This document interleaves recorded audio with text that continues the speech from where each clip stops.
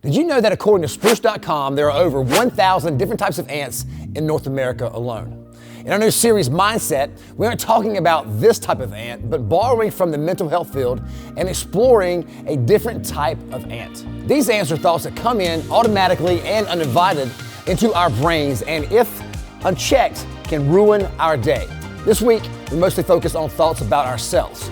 And our students shared a ton of ants they have about themselves, and it broke our hearts, but also reminded us how important these conversations are. Just to share a few that our students shared this week. Check them out. They said that they feel dumb, not a good student, too tall, too short, ugly, fat-nosed, too skinny, useless, too bossy. They talk too much. They are dramatic. And many of them felt like they weren't good at anything at all.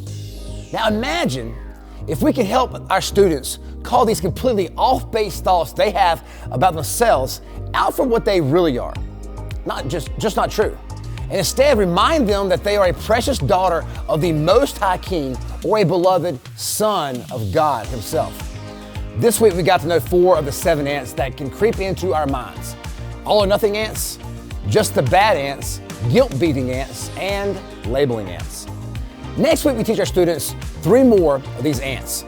There's a very powerful verse in the Bible about being mentally healthy, and it's found in the book of Romans. Check out how God expects us to handle our mind. Do not be conformed to this world, but be transformed by the renewal of your mind, that by testing you may discern what is the will of God, what is good and acceptable and perfect. To renew our minds, we have to take control of our ants, recognize your ants, and remember, just because you think something, it doesn't mean that it's true. We have to hold every thought that we have. We just can't process everything that comes at us as truth. We have to test it before we ingest it.